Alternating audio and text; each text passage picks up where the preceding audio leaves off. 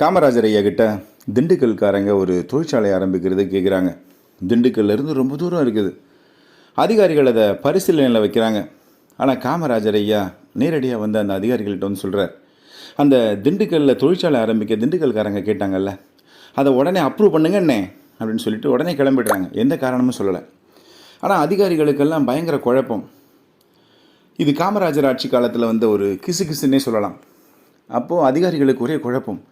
காமராஜர் ஐயா பொதுவாக எந்த காரியமும் இல்லாமல் எதுவும் சொல்ல மாட்டாங்க.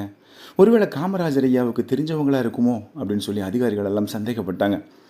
இந்த கிசு அப்படியே காற்றுல பரவி காமராஜர் ஐயா காதுக்கு வந்தது.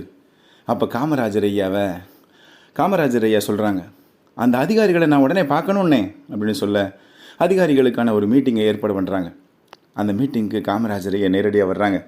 வந்து அதிகாரிகள்கிட்ட திண்டுக்கல் நகரத்துக்கும் அவங்க ஆரம்பிக்கணும்னு சொன்ன அந்த தொழிற்சாலைக்கும் இடையில் எவ்வளவு கிராமங்கள் இருக்குதுன்னு உங்களுக்கு தெரியுமாண்ணே அப்படின்னு கேட்க அதிகாரிகளுக்கு எந்த விதமான டேட்டாவும் தெரியல. திருன்னு முழிக்கிறாங்க. காமராஜர் ஐயா தொடர்ந்து சொல்கிறாங்க, மொத்தம் 60 கிராமங்கள் இருக்குன்னே. அந்த 60 கிராமங்களுக்கும் மின்சார வசதி செஞ்சு கொடுக்கணும். அப்படி செஞ்சு கொடுக்கணும்னா ஏகப்பட்ட டிரான்ஸ்ஃபார்ம் போடணும், நிறைய மின்கம்பங்கள் அமைக்கணும். இதுக்கு ஏகப்பட்ட செலவாகும்னே. கூட்டி கடிச்சு பார்த்தா பல லட்சத்தில் வருதுன்னே. அதை நம்மளால் செய்ய முடியாது. அதுக்காக அந்த 60 கிராமங்களையும் அப்படியே விட்டுற முடியாதுன்னே. அதனால தான் இந்த தொழிற்சாலைகளுக்கு அனுமதி கொடுத்தா இந்த திண்டுக்கல் நகரத்திலிருந்து தொலைதூரத்தில் இருக்கிற அந்த தொழிற்சாலைக்கு கரண்ட் கொண்டு போகணும்னா அந்த அத்தனை செலவையும், டிரான்ஸ்ஃபார்மராக இருக்கட்டும், மின்கம்பமாக இருக்கட்டும், அத்தனை செலவையும் அந்த தொழிற்சாலைக்காரன் எந்தவித நிபந்தனையும் இல்லாமல் ஏற்றுக்கிறேன் நானே. அதுக்காக நாம் அவனுக்கு எதுவும் நல்லது செய்ய போகிறதில்ல. அவன் ஒரு தொழிற்சாலை தொடங்க அனுமதி கேட்டான். அது ப்ராப்பரான அனுமதி. அந்த இடத்துல தொழிற்சாலை அமைக்கிறதுக்கான எல்லா தகுதியும் இருக்குது. அதை அலசி ஆராய்ஞ்சு பார்த்தேன்.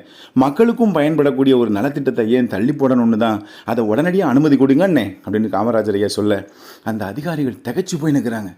ஒரு சாதாரண மனுஷனான ஒரு அரசியல்வாதியால், ஒரு முதலமைச்சரால் இந்த மாதிரி சிந்திக்க முடியுமா?